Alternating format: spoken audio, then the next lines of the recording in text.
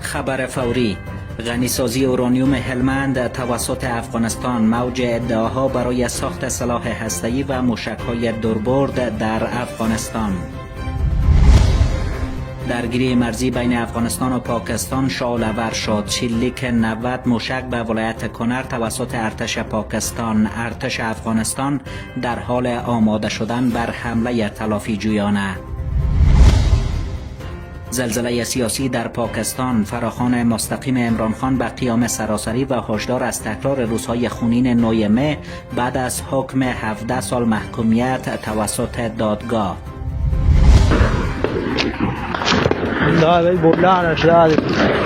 و موج تازه حملات در بلوچستان، جبهه آزادی بخش بلوچ مسئولیت 3 حمله همزمان را پذیرفت. 7 سرباز کشته و 1 پهپاد سقوط داده شد.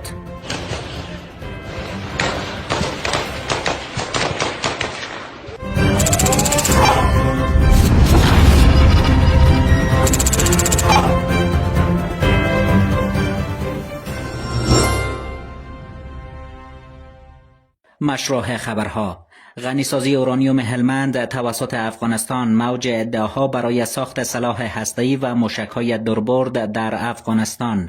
در روزهای اخیر فضای مجازی و برخی محافل غیررسمی شاهد موج از ادعاهای بی‌سابقه و شوک‌آور بودند. ادعاهایی که از غنیسازی اورانیوم در هلمند، پروسس مواد معدنی در داخل افغانستان و حتی حرکت به سوی ساخت سلاح هسته‌ای سخن می‌گویند.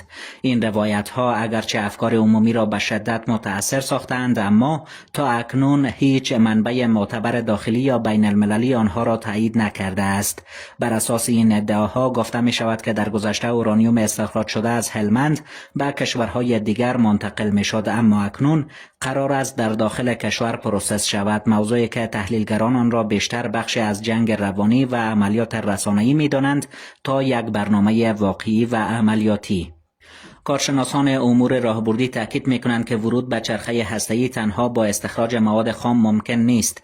چنین مسیر نیازمند 10 سال زیرساخت صنعتی پیشرفته، مراکز فوق امن، شبکه‌های علمی پیچیده، نیروی انسانی متخصص و سرمایه‌گذاری میلیاردی است. مؤلفه‌هایی که هیچ نشانه معتبری از وجود آنها در افغانستان مشاهده نشده است. در همین حال نهادهای ناظر بین المللی از جمله آژانس بین المللی انرژی اتمی تاکنون هیچ گزارش درباره فعالیت هسته‌ای نظامی یا غنیسازی اورانیوم در افغانستان منتشر نکردند. سکوتی که به گفته ناظران ادعاهای مطرح شده را در محدوده شایعه قرار می‌دهد. درگیری مرزی بین افغانستان و پاکستان شعله‌ور شد. شلیک 90 موشک به ولایت کنر توسط ارتش پاکستان. ارتش افغانستان در حال آماده شدن بر حمله تلافی جویانه. منابع محلی و گزارش‌های نشر شده از سوی رسانه‌ها حاکی از آن است که نظامیان پاکستانی طی 3 روز گذشته نزدیک به 90 راکت به مناطق مختلف ولایت کنر شلیک کردند. این حملات راکتی نگرانی‌های گسترده را در میان باشندگان محل برانگیخته و باعث ایجاد فضای رعب و بی‌ثباتی در مناطق مرزی شده است. بر بنیاد اطلاعات منتشر شده، راکت‌ها عمدتاً مناطق مسکونی و روستاهای مرزی کنر را هدف قرار دادند. هرچند تا کنون آمار دقیق تلفات جانی و خسارات مالی به گونه رسمی اعلام نشده، اما منابع محلی از وارد آمدن خسارات به خانه‌های مردم و ایجاد ترس شدید در میان غیر نظامیان خبر می‌دهند. در واکنش به این حملات، امارت اسلامی افغانستان به گونه غیر رسمی به پاکستان هشدار داده و شلیک راکت به خاک افغانستان را نقض آشکار حاکمیت ملی و تمامیت ارضی کشور خوانده است.